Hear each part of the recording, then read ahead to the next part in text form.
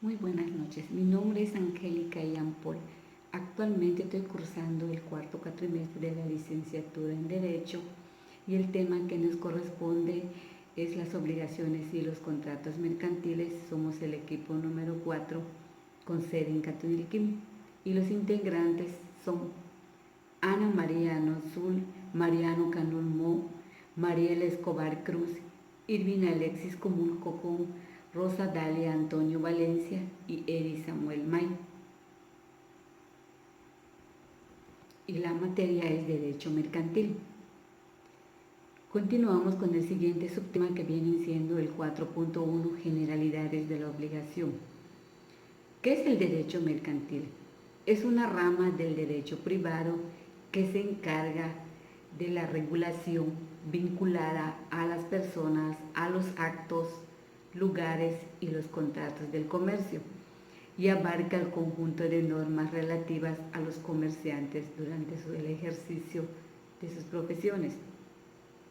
La obligación es una relación jurídica entre dos o más personas determinadas o indeterminadas en virtud de que una de ellas es el acreedor que tiene la facultad de exigirle a otra llamada deudor esta necesidad de cumplir una prestación o una atención que puede ser de dar, hacer o de no hacer el valor económico, valor moral.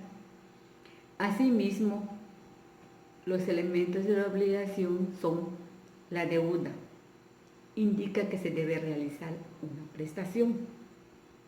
La responsabilidad es la sumisión o sujeción del patrimonio del deudor al poder coactivo del acreedor ante el incumplimiento de aquel. El deudor se encuentra lo que viene siendo la responsabilidad. Está el sujeto ante el cumplimiento de un deber jurídico y se encuentra el sujeto pasivo. El acreedor. Está el sujeto activo, está el titular de lo que viene siendo un derecho subjetivo, el derecho de un crédito, exigir al deudor el cumplimiento de la prestación. El vínculo jurídico, deber para el deudor, responsabilidad de su patrimonio, principios de responsabilidad universal, el cumplimiento forzoso. Por otra parte, los objetos de la obligación son las cosas o servicios sobre que recae el deber de la deuda, reserva al término de lo que viene siendo una prestación para designar la obligación de hacer o de no hacer. Asimismo, están las condiciones de las prestaciones, la posibilidad, que puede ser de un hecho o puede ser de un derecho. La licitud es la prestación que se reputa ilícita cuando se violenta un precepto legal de lo que viene siendo la oposición con la moral. La determinación, que tiene que ser determinada la prestación. La patrimonialidad de la prestación es la relación que existe entre las personas sobre el acto que va a diferenciar la obligación de los otros deberes. La obligación es una de las ramas más importantes en la que se ve reflejada uno de los actos que realiza el hombre. La palabra clave es acreedor, deudor, prestación y contrato. Continuamos con el siguiente subtema que viene siendo el 4.11, las modalidades de la obligación. Las modalidades son hechos que alteran o modifican a la obligación y lo podemos relacionar en tres aspectos. Como punto número 1 está la existencia de la obligación a través de las condiciones, ya sea suspensivas o sea resolutorias. La exigibilidad de la obligación por medio de un plazo o un término. la complejidad de la obligación si se comprende la pluralidad de un sujeto o un objeto. La obligación carece de modalidades cuando se le denominan puras o simples, lo cual ya existe y es exigible en sus elementos, que son un solo sujeto activo, un solo sujeto pasivo, así como un solo objeto. Cargos o modos de la obligación.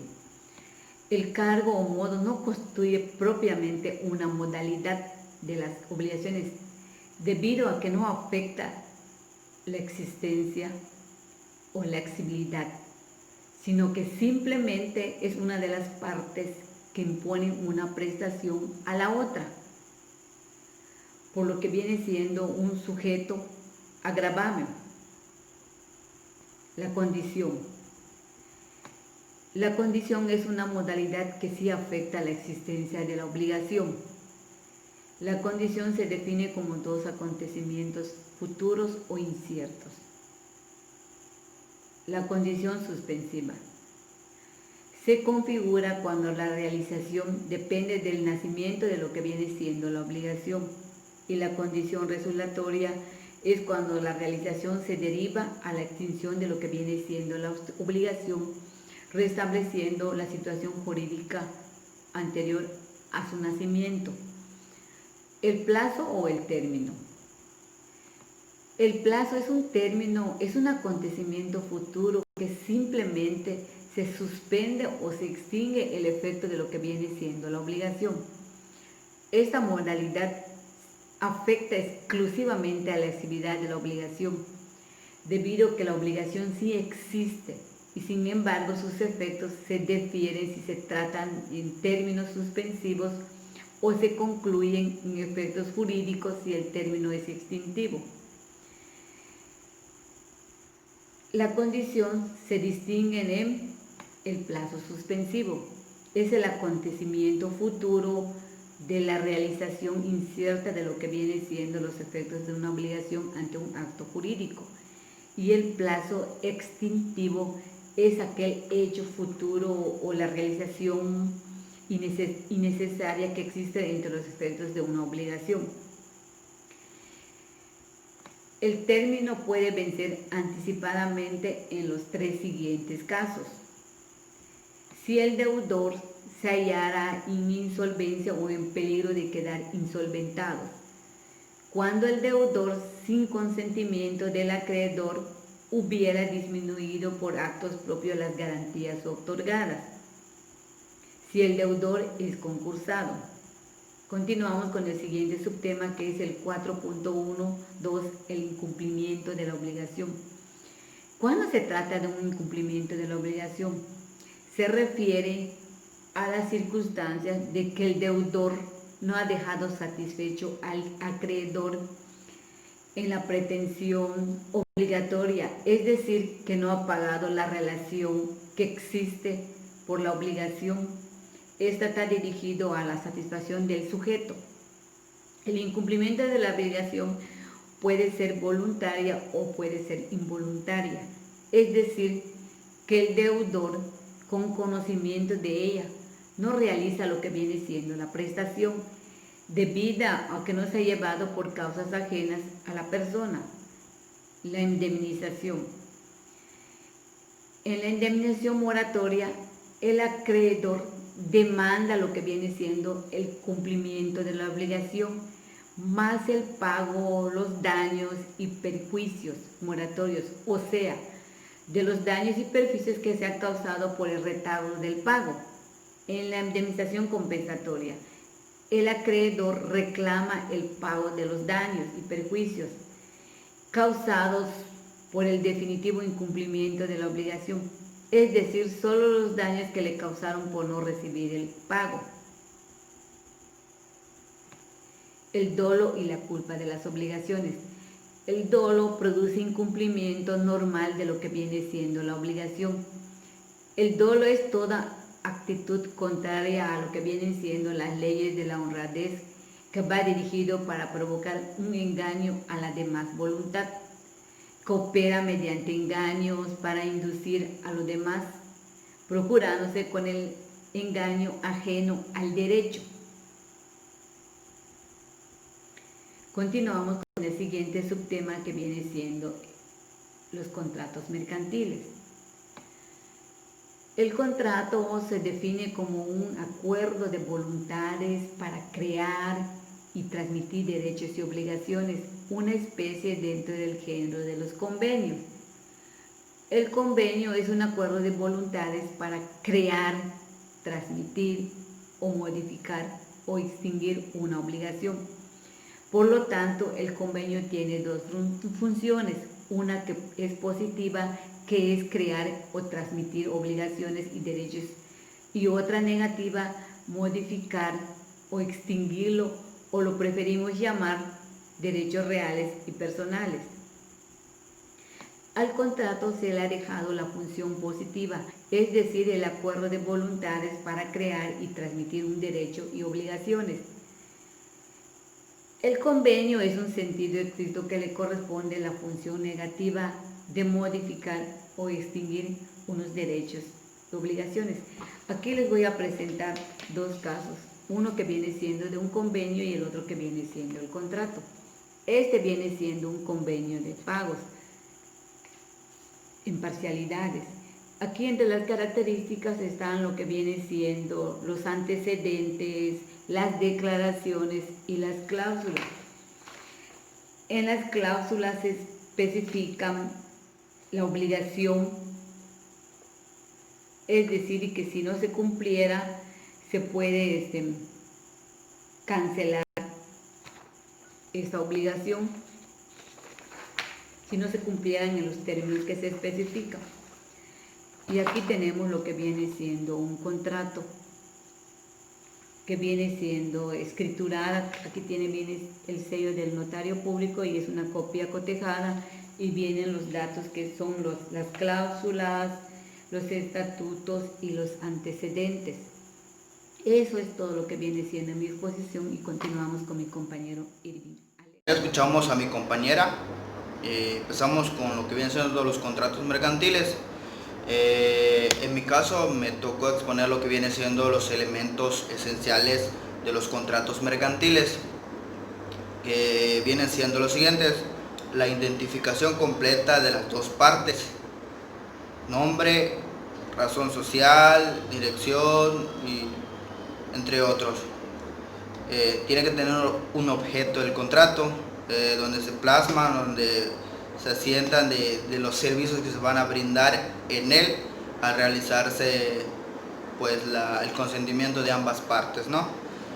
Ok. Tienen que indicarse las obligaciones de las partes, las consecuencias de no cumplir con el contrato, los derechos y obligaciones que adquiere tanto el comprador como el vendedor. El contrato también tiene que tener una duración. Dependiendo del tipo de contrato se plasma el tiempo de duración que debe tener dicho contrato. En cuanto a la forma de pago de servicios, también se tiene que anexar al contrato, dependiendo nuevamente a qué tipo de contrato sea. Tiene que tener una forma de cómo realizar los pagos del servicio que se otorga en dicho contrato. También hay unas condiciones para poder firmar un contrato mercantil, pues las que son las siguientes.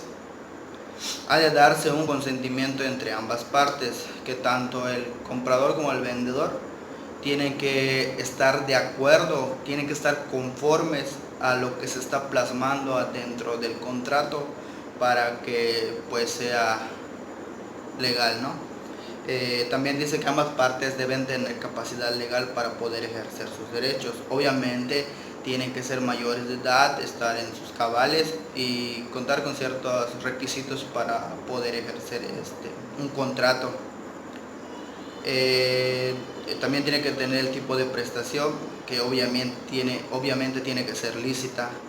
Tiene que ser algo legal, sea el bien, lo que se adquiere o la renta, lo que sea que se esté brindando, el servicio que se esté brindando en el contrato, tiene que ser lícito y obviamente respetar la legalidad con la que se va a llevar a cabo el contrato. ¿Ok?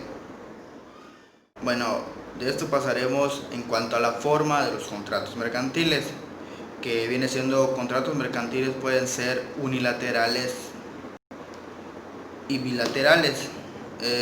Los unilaterales son aquellos donde la obligación recae solo en uno de los contratantes, sin que la otra parte se sienta obligada. Un claro ejemplo para que esto se entienda viene siendo una donación, donde el donante pues asume la obligación de desprenderse de la propiedad o de cierto bien. En cambio, el donatario no tiene esa obligación alguna, solo tiene el derecho de recibir ese bien que se le está donando. ¿Ok? En contraparte serían los bilaterales, que establecen obligaciones recíprocas, es decir, las dos partes de los contratantes están obligados.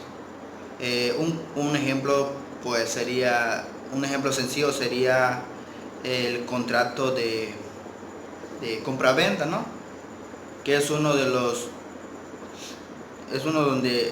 son obligados las dos partes, uno en dar la cosa o el bien y el otro está obligado a pagarlo. ¿Okay? Los dos tienen esas obligaciones, uno de dar y uno de entregar y uno de pagar. ¿Okay? Bien, de ahí pues pasamos a los contratos gratuitos y onerosos, que vienen siendo aquellos que el beneficio es para una sola de las partes y la otra es la única que carga esas obligaciones que cumplir. Estuve checando y un claro ejemplo pues sería el del comodato, ya que pues sería un contrato gratuito, porque el comodante, la persona que se obliga a prestar gratuitamente un bien para que el otro lo aproveche y lo disfrute, él sería el que absorbe o asume la carga económica, se desprende del bien o del uso de ese bien por el tiempo que se dictamina en el contrato, y el comodatario pues sería el que recibe la cosa prestada o el bien económico, el bien. Él es el que no tiene ni una carga económica, solo disfruto. Pues usa libremente el bien durante el tiempo que se le haya estipulado en el acuerdo de voluntades que llamamos comodato.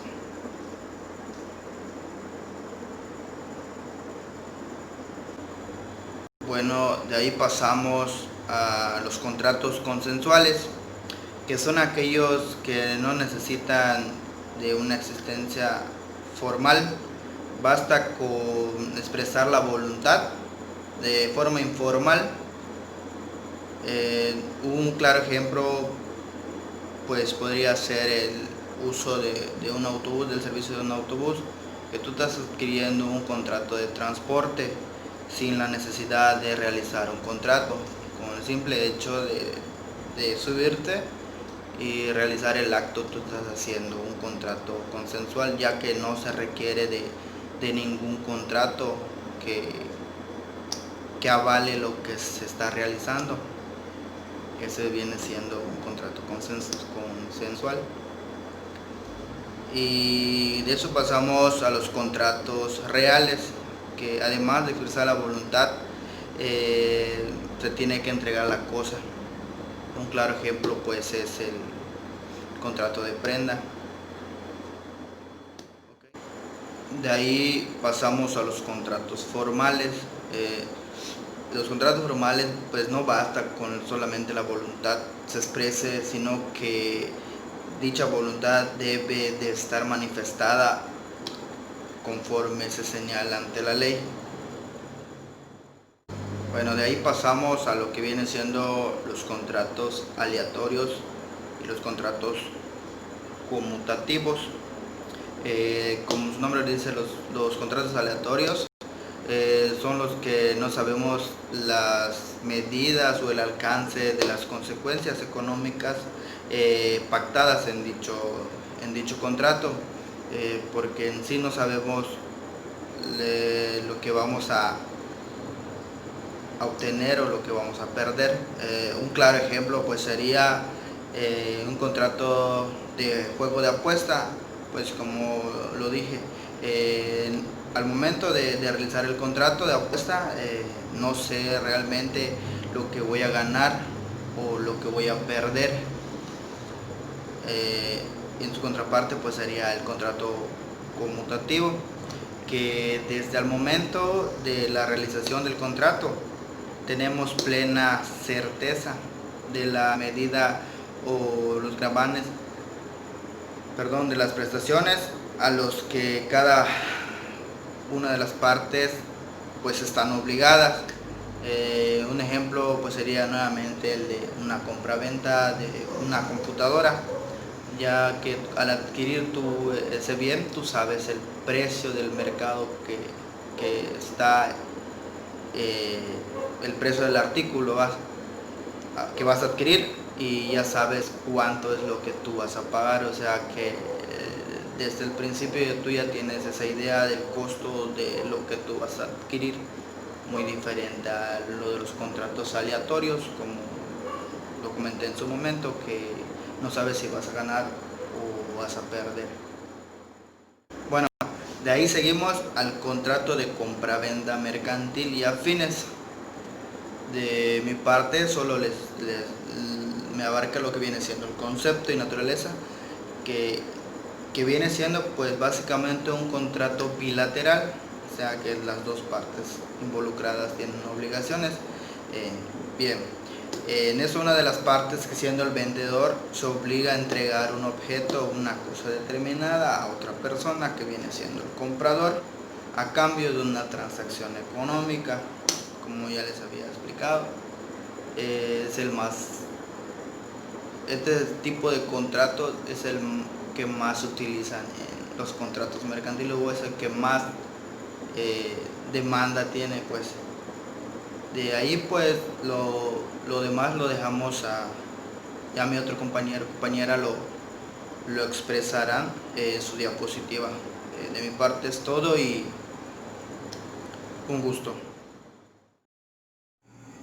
Muy buenas noches, licenciada Marta Patricia Mendoza Salas, compañeros de las diferentes sedes. Mi nombre es Ana María Zulno, de la sede de Cantuniquín, Quintana Roo. Actualmente cursando el cuarto cuatrimestre de la licenciatura en Derecho. Voy a hablarles sobre 4 puntos importantes.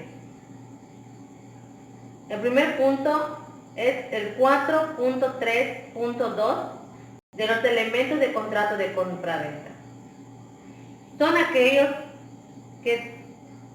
sin los cuales no puede existir el contrato: otorgamiento, consentimiento, objeto, causa y en ocasiones la forma de sus otorgamientos.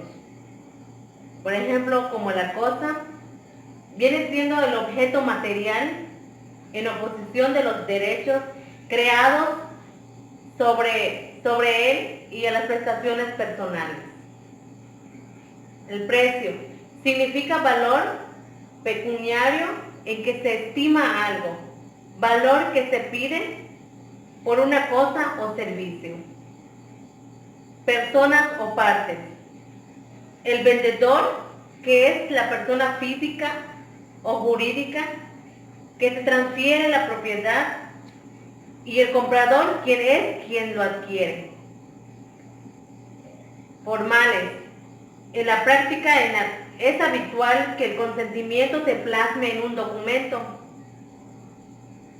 Y ese documento debe ser un documento privado que sirva de prueba, tanto como su validez, que es la capacidad en donde el principio general dice que toda persona capaz de disponer de sus bienes puede vender y toda persona puede o es capaz de obligarse y puede comprar, y el consentimiento que se refiere a que haya un acuerdo en ambas partes que recaiga sobre el precio y la cosa.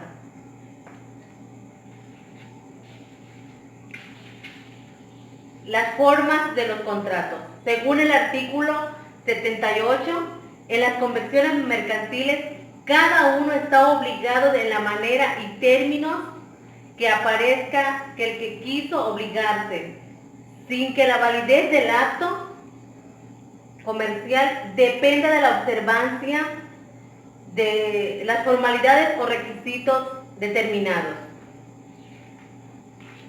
Pasamos a otro punto muy importante, que son el 4.3.3 de las modalidades del contrato de compraventa.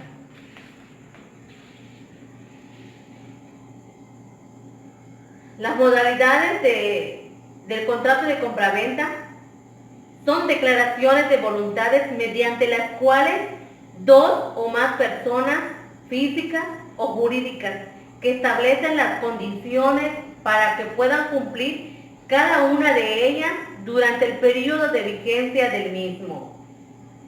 Está la compraventa con reservas de dominio, que significa que es consistente en la propiedad de la cosa. No se transmitirá al comprador sino hasta que él realice su acontecimiento futuro o incierto, generalmente como es el pago del precio.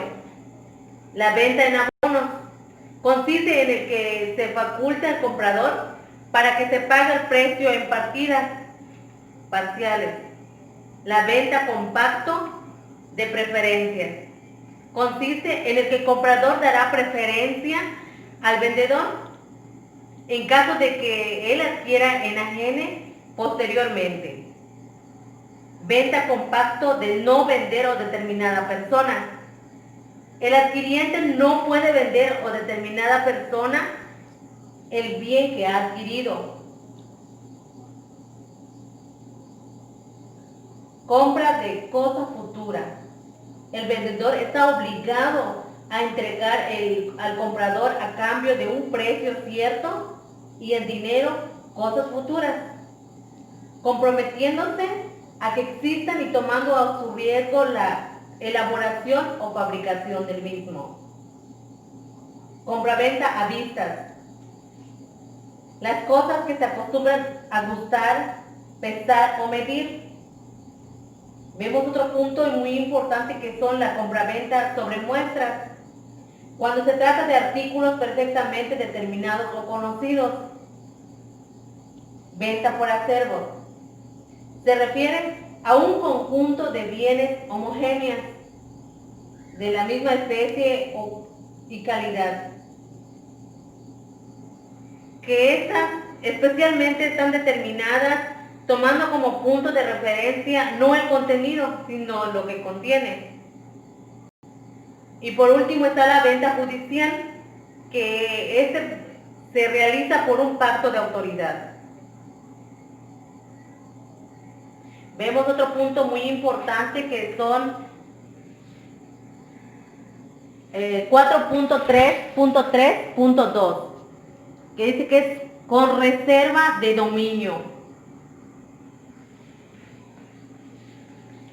Este es aquel pacto que existe entre el vendedor y el comprador, que se incluyen en el contrato de compraventa con pagos aplazados, por el cual el vendedor mantiene la propiedad y el dominio de los bienes de objetos del compraventa. Lo hemos dicho en modalidades del contrato de compraventa. Volvemos a aclarar un poquito este punto. que, pues aquí están hablando de dominio con reserva, y este consiste en que la propiedad de la cosa no se transmitirá al comprador, sino hasta que se realice un acontecimiento futuro e incierto. Generalmente se hace en pagos del precio.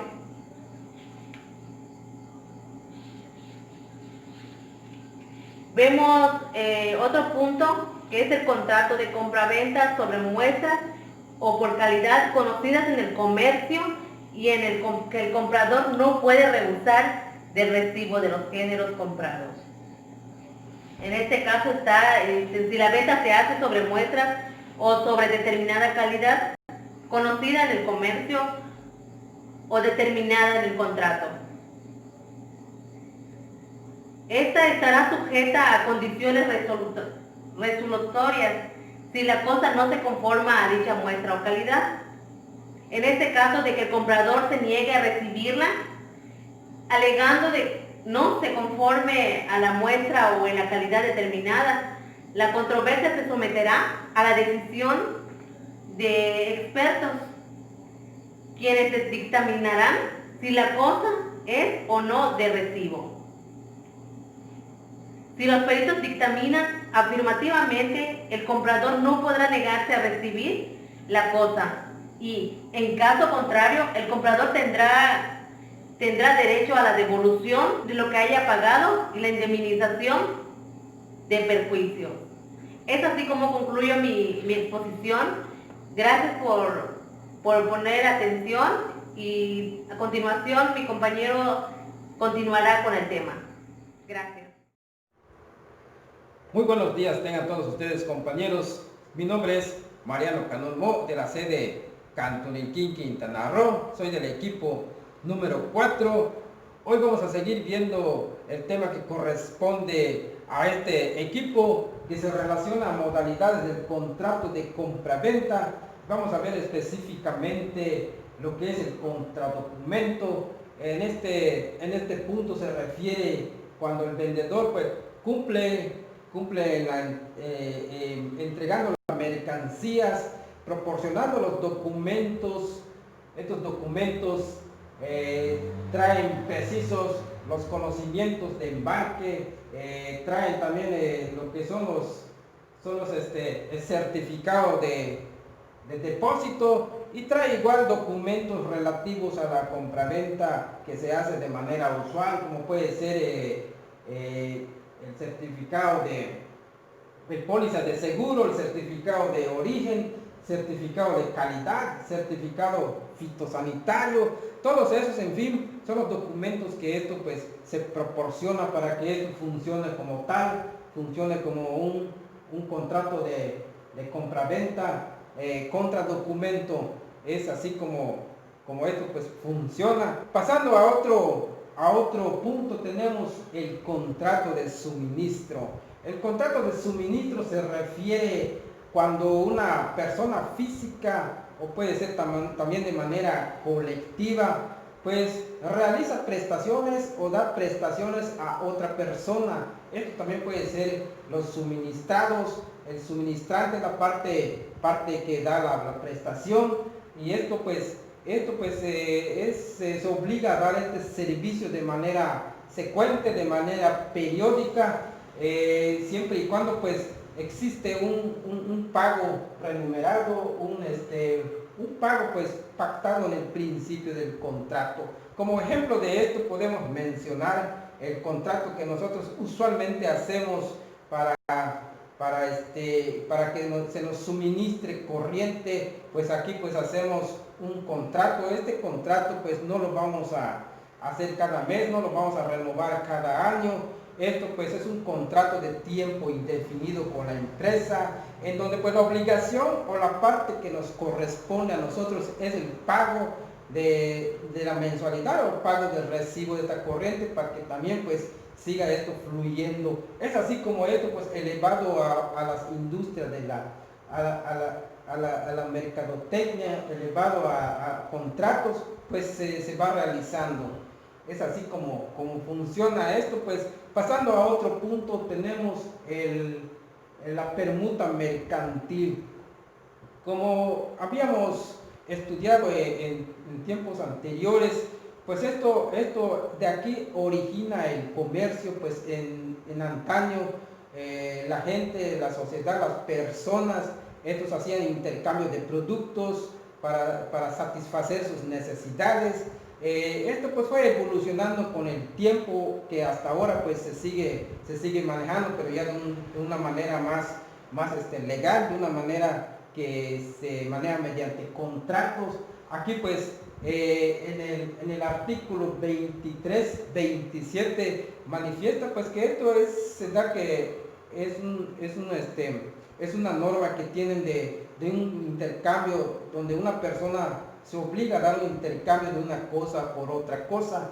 Entonces pues esto pues habla de la permuta, más sin embargo pues tiene también sus formas, tiene su manera de ser, ya que aquí en el artículo 2250 también nos habla de que esto pues no debe rebasar en cuestión de dinero cuando se quiere manejar una permuta, ya que esto pues dando un ejemplo de esto, si yo tengo un vehículo que cuesta 100,000 pesos y lo quiero negociar o hacer un tipo de permuta en el cual pues esos 100,000 pesos quiero el intercambio entre una moto que sale 50,000 pesos y una cantidad de dinero del mismo, pues esto viene siendo ya una compraventa, y no es permuta. Más sin embargo, si mi vehículo sale 100,000 pesos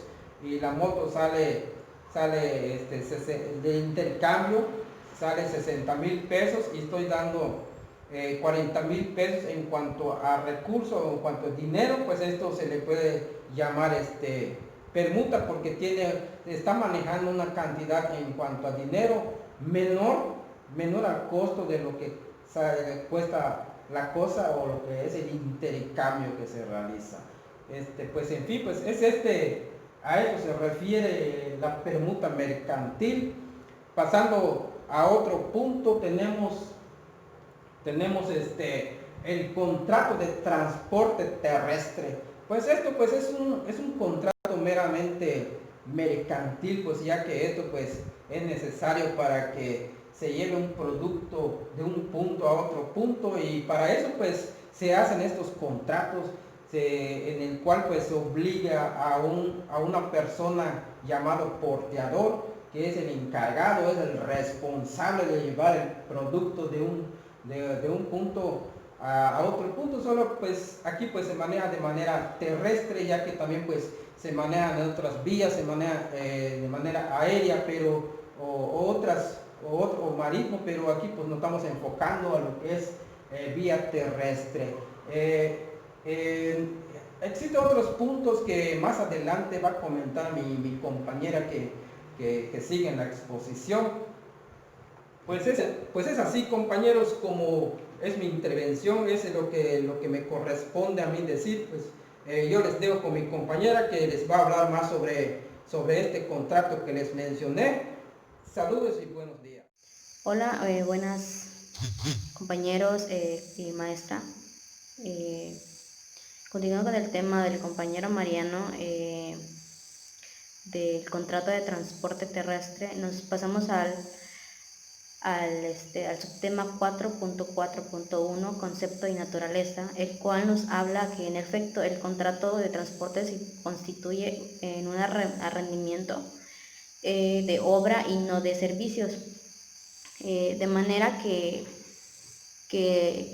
aunque la prestación sea un desplazamiento, también constituye un objeto central del contrato del transporte, en el cual nos dice que el transportista no se compromete, sino solo a efectuar una actividad, sino que es una obligación de resultado.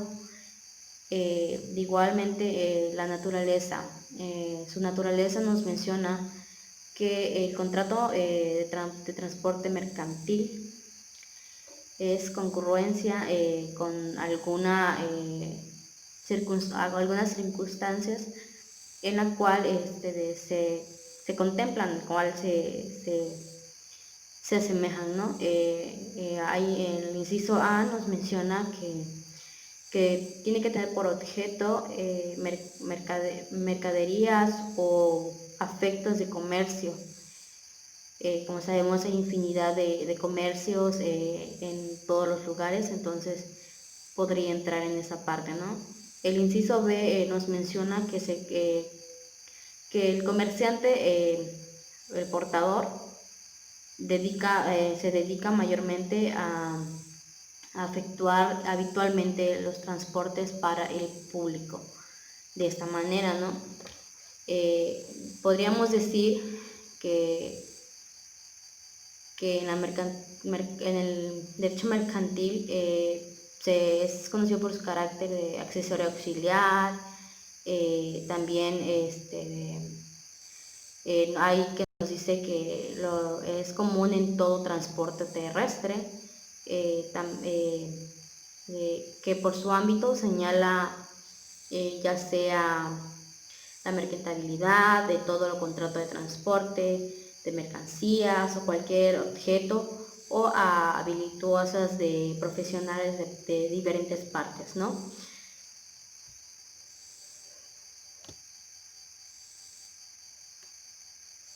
Aquí hay algunos ejemplos de transportes en las cuales se maneja el transporte terrestre. Pasando al siguiente subtema, que es el 4.4.2, que es porteador y cargador y consignario.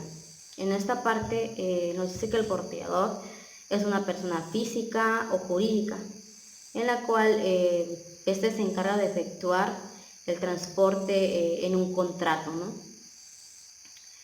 Quien también portea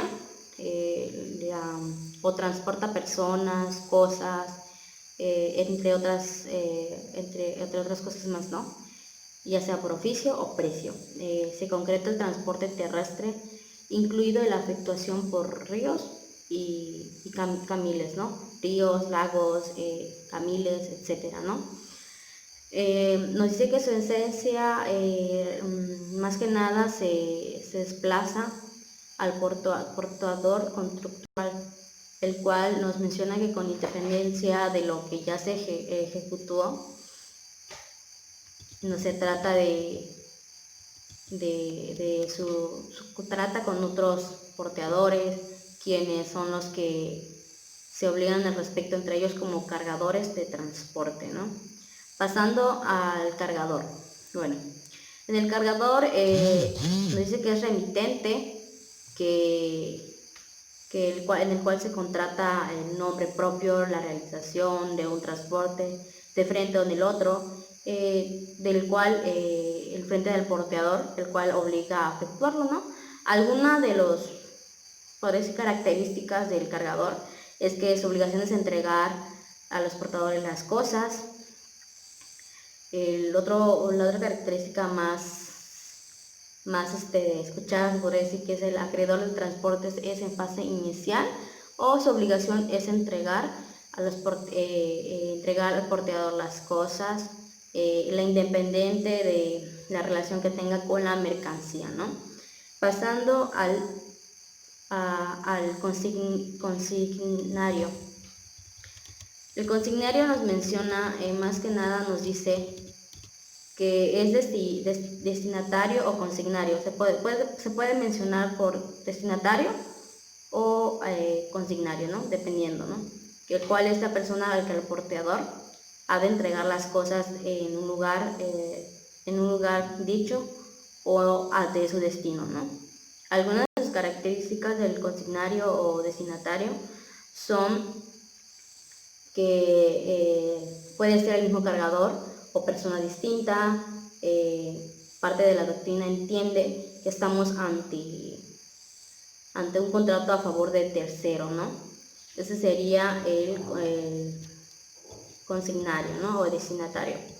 Pasando al punto número 4.4.3, el cual es la responsabilidad, nos menciona que todo transportista tiene la obligación por la ley cubrir responsabilidades al momento de entregar al momento de entregar las cosas, de las mercancías que se transportan, desde el momento en que sale hasta el momento en que se entrega, ¿no? De esta manera tenemos la idea de que la responsabilidad también tiene su limitación, el cual en el porteador decae cuando la pérdida, avería o retraso que puede surgir en camino hayan sido causados por auxiliares intencionalmente, ¿no? O con una infracción consciente y voluntaria. Ese sería lo que es la responsabilidad. Pasando al punto 4.5, el contrato de seguro. El contrato de seguro se puede decir que es aquel contrato por el cual una persona o asegurador se obliga a cambio de una presentación pecuaria, ¿no? En el artículo 1 de la ley define el contrato de seguro como aquel que por aquel que el asegurador se obliga mediante el cobro de una prima o para el caso de que se desplaza, se produzca un evento o dependiendo, ¿no? O se ponga en riesgo una cobertura indemnizada. Algunas de sus características del contrato de seguro, las cuales a continuación mencionaré, son que es un contrato sinaláctico o bilateral perfecto, el cual nos dice que el contrato de seguro es un contrato bilateral o sinaláctico perfecto del cual nacen obligaciones para ambos contratantes, ¿no? La otra característica que mencionaré que es un contrato aleórico. El contrato de seguro nos dice que es un contrato aleórico porque el pago efectivo de prestación del asegurador se hace depender de un evento que bien es incierto o bien también se puede ocurrir en un tiempo indeterminado, o sea, un tiempo inconcluso. En esta parte también está lo que es las modalidades del contrato de seguro, las cuales podrían venir siendo que la ley del contrato de seguro se refiere únicamente a modalidades, que los cuales son dos: los seguros contra daños y los seguros de personas. Seguros de daños bajo que el cual pueda surgir unas modalidades de seguros, ¿no? Que sea de incendios, robo, transporte, lucros, cesante, caución, crédito de responsabilidad civil, defensa jurídica y reaseguro, ¿no? Entre algunos, ¿no? También todos esos seguros de terminación objetiva en el cual importe la administración se determina que viene siendo lo de siniestro en función de daño patrimonial, ¿no? El otro punto por seguros de personas, ¿no? Nos menciona que los seguros de personas tienen como finalidad la cobertura riesgos relativos o personas humanas. Algunas veces se pone en riesgo lo que es la posibilidad de un evento que afecte la existencia del asegurado, seguro de vida, más que nada. Un ejemplo de seguros de las personas son los seguros de vida cuando tienes un trabajo en el cual firmas un contrato o un convenio donde especifique que el seguro de vida, en caso dado te pasa un accidente o lo otro, se le puede depender de ello la persona para poder sustentar esos gastos, ¿no? Ya sea que sufra lesiones corporales debidas a causa de violencia o entre otras cosas más, o seguros de accidentes, los cuales de los automóviles, motocicletas,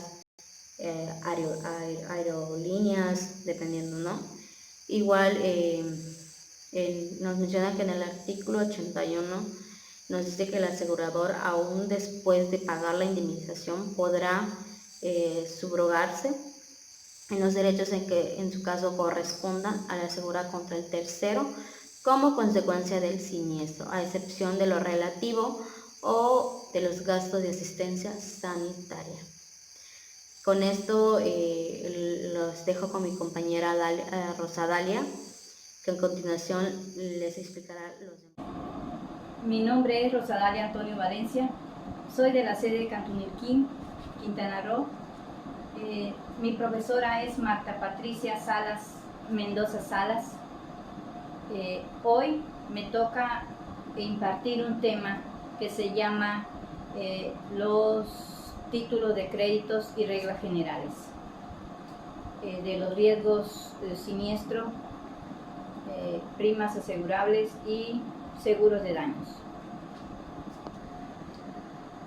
Las clasificaciones de los seguros la definiremos como el sistema que permite convertir una posibilidad de pérdida total en dinero en una pérdida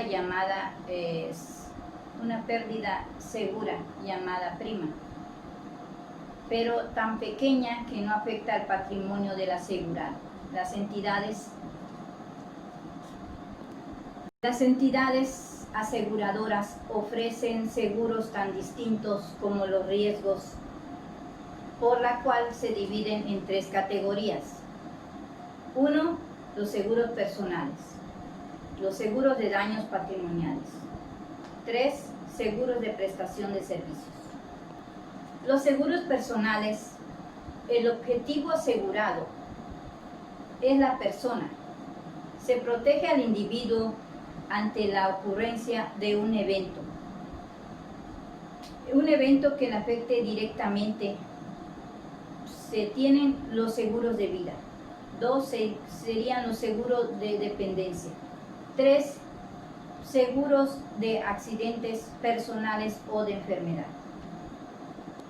Dentro de la categoría de daños se encuentran los seguros como finalidad principal que el asegurado pueda sufrir en su patrimonio como consecuencia de un siniestro. Existen seguros: 1 de automóvil, de ingeniería, de multirriesgo, de crédito, de caución y de pérdidas. De pérdidas pecuniarias diversas, transportes, incendios, robo, seguros de personalidad, de responsabilidad civil, seguros de prestación de servicios. Se incluyen aquellas ramas, aquella actividad aseguradora en las que las obligaciones del asegurador consisten en la prestación de un servicio. Entre estos seguros se encuentran los seguros de decesos. 2. Prima de riesgo. La prima de riesgo es aquella parte de la prima que está destinada a cubrir exclusivamente la posibilidad de recurrencia del siniestro, para modelar de manera adecuada un flujo contingente para destinar, que está determinada por la siguiente. La siguiente fórmula, la de prima de riesgo, es frecuencia por severidad. La letra F representa la frecuencia y la letra S representa la severidad, la distribución del monto de las pérdidas. Hablando de las pérdidas de riesgo y gastos siniestros, la fórmula sería: prima de riesgo es igual a frecuencia por severidad, por 1 más del margen de seguridad, por 1 más del gasto de siniestro. Y con la inflación sería prima de riesgo es igual a frecuencia por seguridad por 1 más gastos de siniestro por 1 más de inflación. Ahora les voy a hablar de las primas de tarifa. El costo del seguro que está compuesto por la prima de riesgo, el costo o gasto de administración, el margen de utilidad.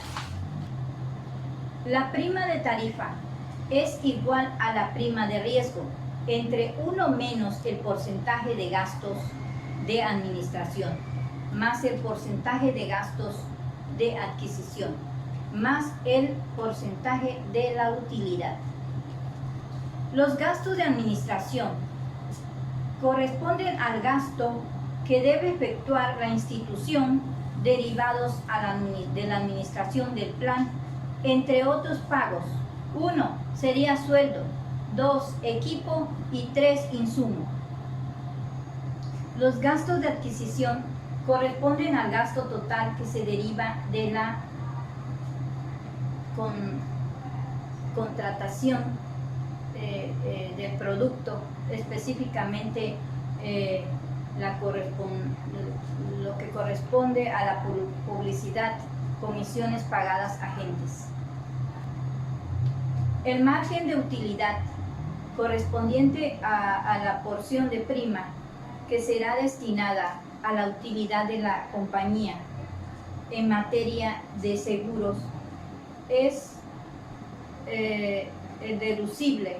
Se refiere al dinero que te comprometes a pagar por parte de una reclamación antes que la aseguradora pague el resto del importe siniestro.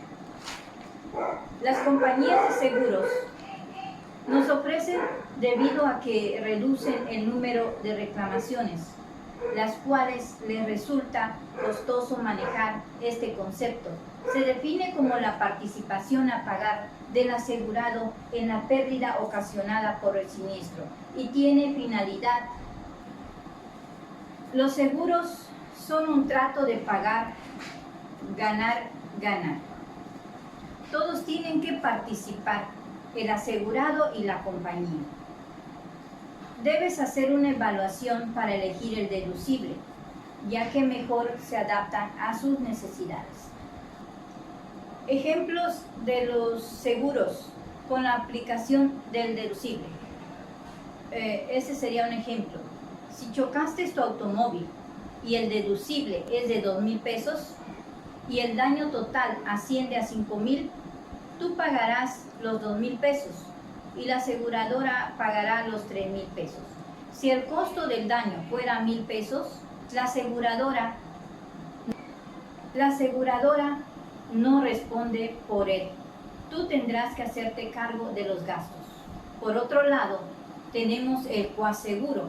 El seguro aplica el monto total que cubre el seguro una vez descontado el deducible. Se determina como un porcentaje fijo en la póliza. 1. El coaseguro es diferente a reaseguro y deducible.